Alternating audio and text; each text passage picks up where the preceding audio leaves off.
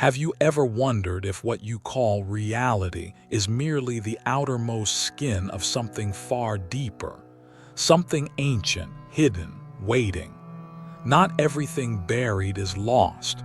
Some truths were hidden on purpose, not to protect you, but to prevent you from remembering who you are. For centuries, sacred knowledge whispered by mystics and encoded in forgotten texts has been quietly erased from the maps of religion and reason.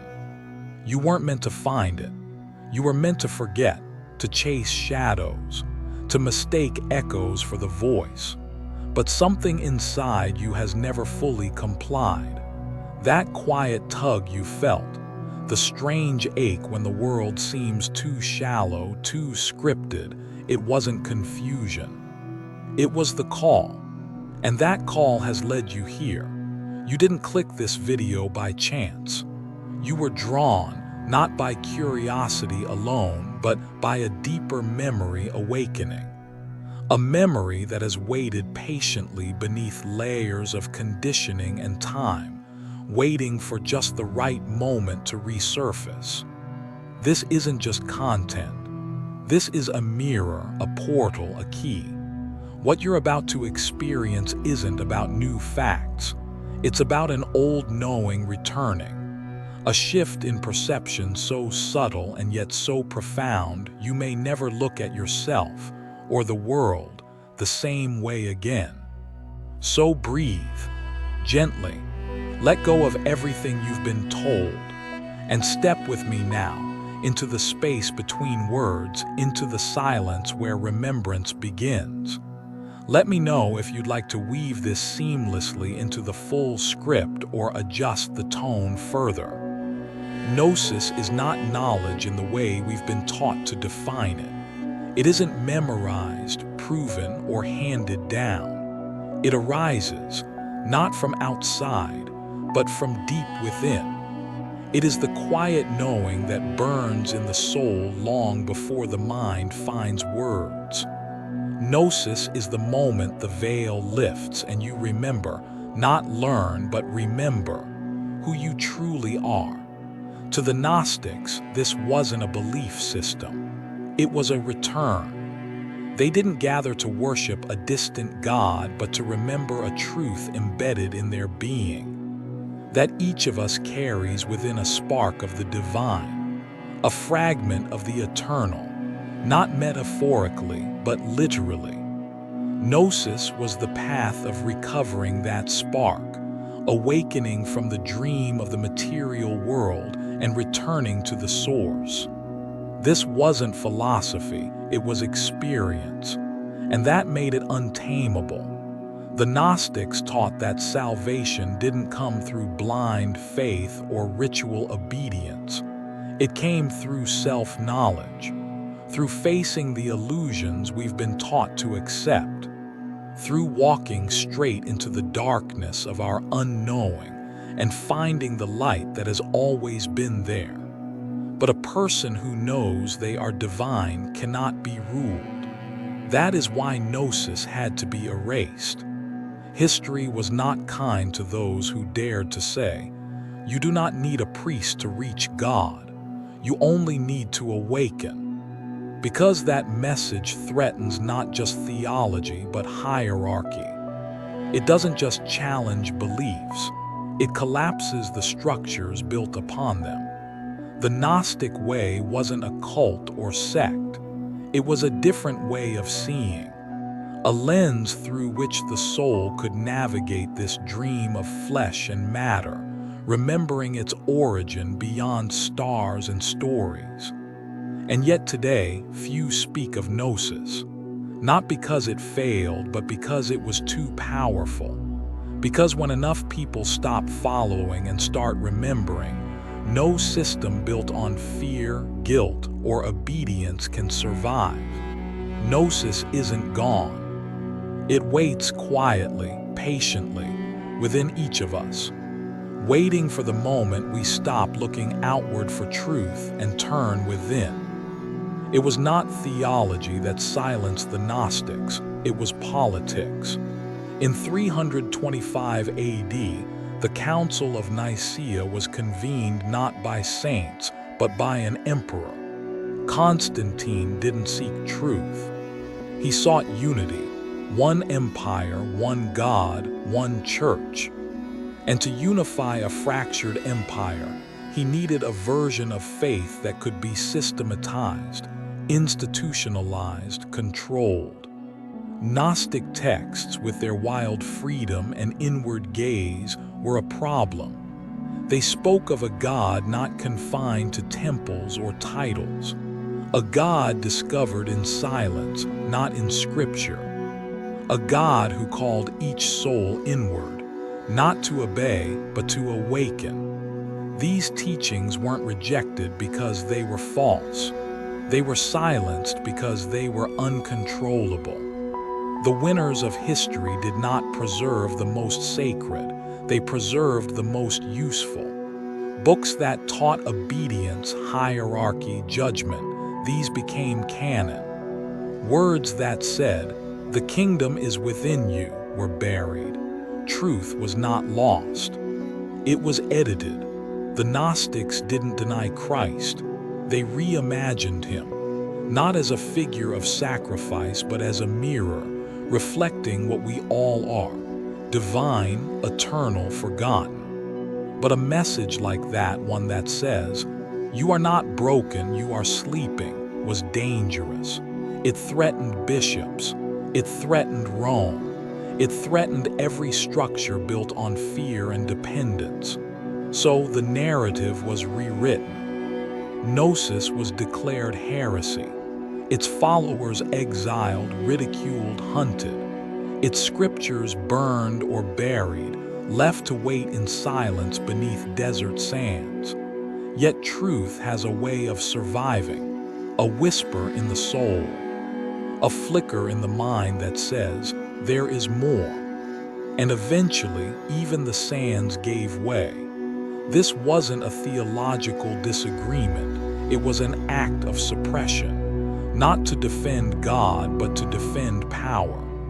When you realize that the sacred texts we were taught to trust were chosen by vote, by men with crowns and swords, not by mystics with clarity, you begin to ask deeper questions.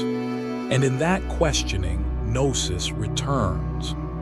If the Jesus of the New Testament was sent to die for humanity's sins, then the Jesus of the Gnostic Gospels was sent to awaken humanity from its sleep.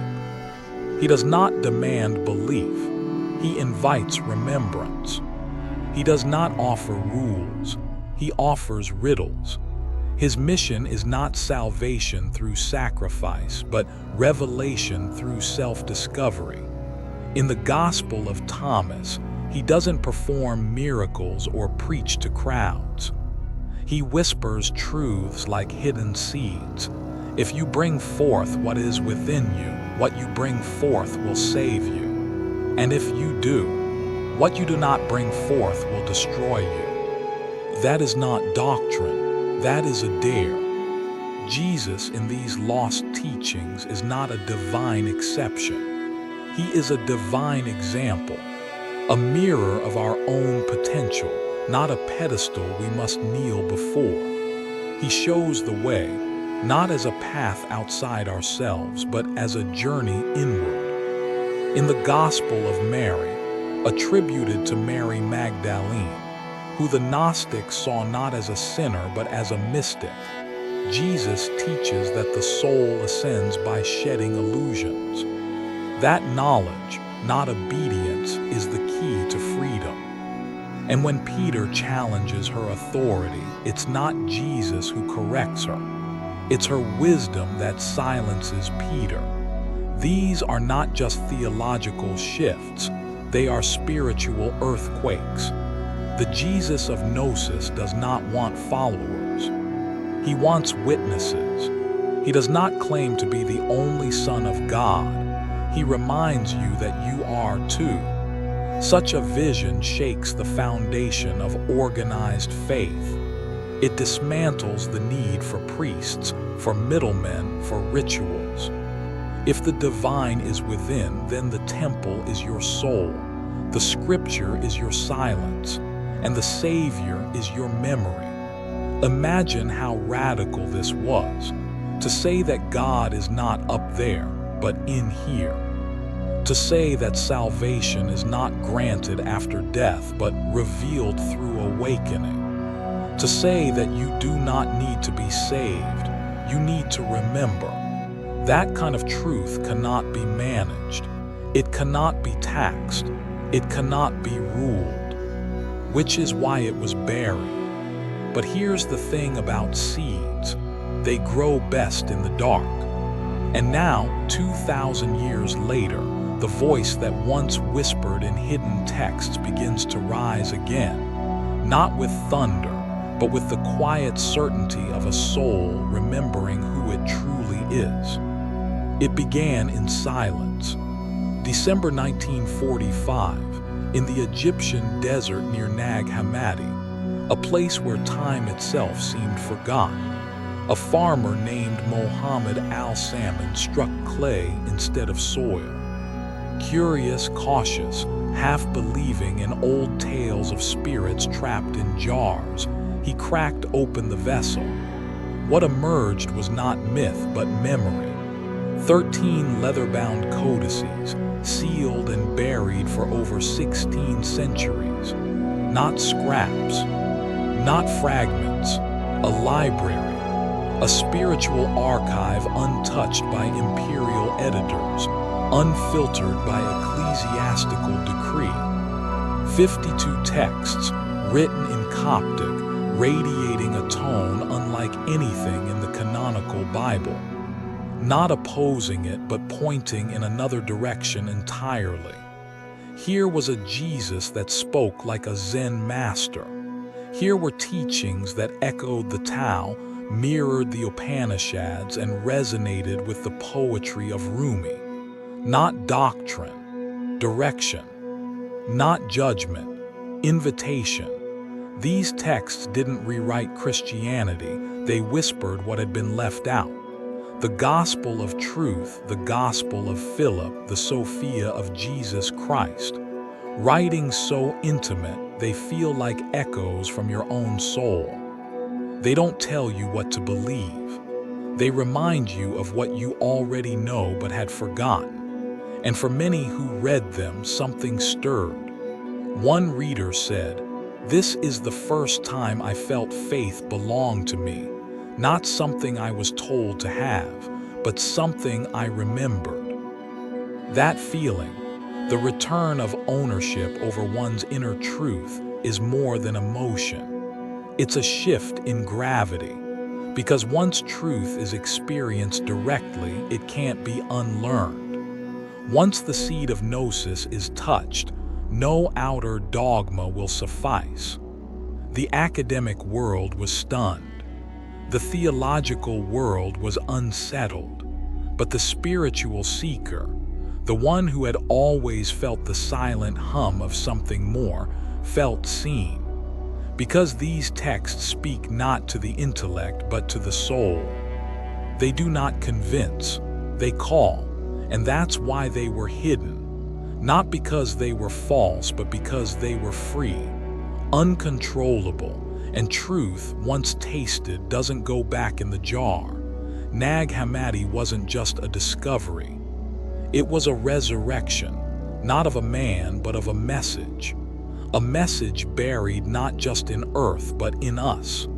Now unearthed, it waits, not to be believed, but to be remembered. The Gnostics taught something quietly radical. You are not broken. You are not born in sin. You are not fallen. You are forgotten. Deep within you, beneath the layers of name, trauma, conformity, belief, burns a spark of the divine. Not metaphor, not poetry, a literal fragment of the source, a piece of God wrapped in skin and story. They didn't come to shame you, they came to remind you. Unlike the inherited theology that begins with guilt and ends with redemption, Gnosticism begins with light. You were not created to be tested, you were born to remember. Your journey is not from sin to salvation, but from sleep to awakening. That changes everything. You don't need saving, you need remembering. This truth, if you let it in, dismantles the lie that has haunted humanity for centuries. That you are unworthy, dependent, and eternally indebted. The Gnostic texts offered an antidote to spiritual codependency. A different creation story, a different Christ, and most of all, a different you. They taught that your soul pre-exists the body, that the material world, while real, isn't the end. It's a classroom, a labyrinth, a mirror. The trauma you carry isn't punishment. It's the friction of forgetting who you are. And the moment you remember, that moment when something clicks, when the voice inside says, "Yes, this is true, I've known this all along," that's Gnosis. This isn't rebellion, it's reunion. Gnosticism does not ask you to revolt against God.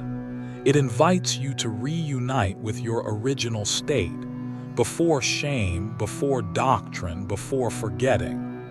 Not to dominate others with your awakening, but to move through the world with fierce compassion, with a clarity that refuses to condemn but cannot be manipulated.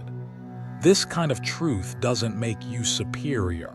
It makes you soft, fiercely soft. Because once you realize that every person, every face in traffic, every stranger on the street carries the same spark, how could you not bow?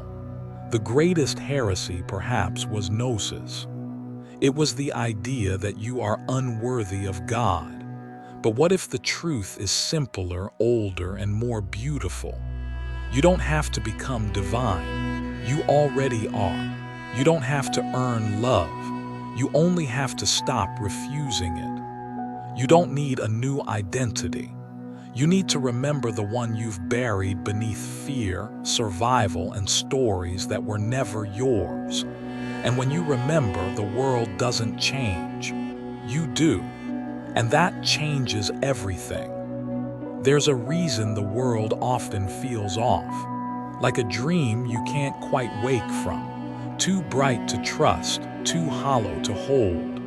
Gnostics had a name for this dissonance. They called it illusion. Not in the poetic sense, but as a structured deception. A system built not on truth, but distraction. According to Gnostic cosmology, this world was not crafted by the true source, but by a lesser being, an ignorant creator they called the demiurge. A blind architect who mistook himself for God and in his confusion built a world of mirrors.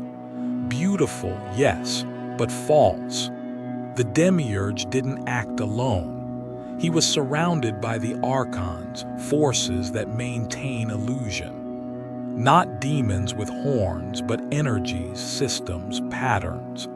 They show up in your craving for status, in your screen addiction, in the voices that tell you you're not enough unless you consume more, become more, prove more. They are not evil in the way we've been taught. They are empty, hollow agents of forgetfulness, and yet they run the world. The Gnostics weren't trying to escape reality, they were trying to see through it, to pierce the veil, to call the dream what it is. A test, a maze, a spell. And once named, the spell begins to break. You begin to recognize the false light, the glow of fame, the shimmer of control, the polished scripts of certainty, and you feel it. The ache of being awake in a sleeping world. One Gnostic text says the archons feed off our ignorance. That every time we forget our divine origin, we feed the machine. But every moment of clarity, every breath of awareness, every act of inner truth, it starves them. This is not paranoia. It's perception. You're not crazy for feeling out of place here. You're remembering that you were never made for illusion. The Gnostic path is not about escape. It's about reclamation. It says, yes, the world is a lie, but your soul is not. Yes, there are forces that benefit from your sleep, but there is a deeper current always pulling you home. And when you finally say, I knew something was wrong, that's not despair. That's awakening. Because now you have a name for the fog, and with a name comes power. The Gnostics never tried to convert anyone. They weren't building churches. They weren't selling salvation. They offered no threats of hell, no promises of heaven. They simply held out a mirror, quietly, patiently, and asked one question. Do you remember? Not your name, not your history, not the version of you shaped by trauma, praise, fear, or success, but the you that existed before all of it, the you that burned with knowing before you ever read a book or heard a sermon. That remembering is what they called Gnosis. It's not belief. It's not theology. It's the felt certainty that beneath the noise you are whole, that beneath the story you are light, that you were never separated from the source, you simply forgot. Gnostic teachings weren't blueprints for living. They were keys. And each key didn't unlock a rule or a ritual, but a door inside you. A door that leads not to knowledge, but to presence. Not to answers, but to clarity.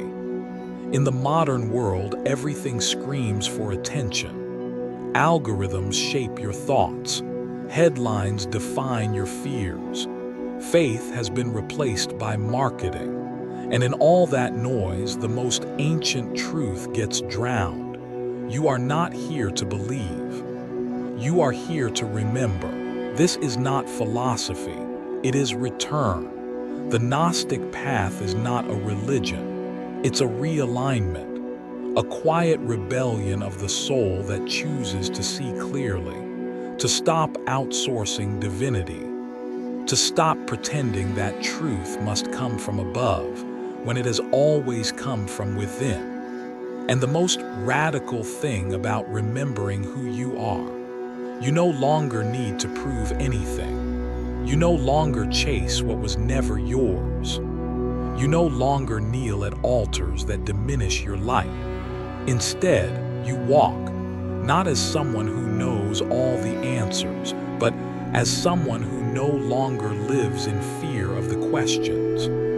Gnosis doesn't promise perfection. It doesn't protect you from pain, but it does something more enduring. It restores your origin. It hands you back to yourself, and that is more powerful than belief will ever be. The story of the Gnostics is not just about hidden texts or forbidden teachings. It's about the sacred part of you that's been buried beneath centuries of noise. A truth so intimate, it can't be taught, only remembered. This video doesn't end with answers.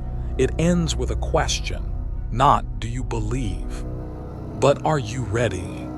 Ready to stop searching outside and start listening within. Ready to walk not someone else's path, but your own, lit by the memory of a truth you've always carried. No one can wake you up, only you can.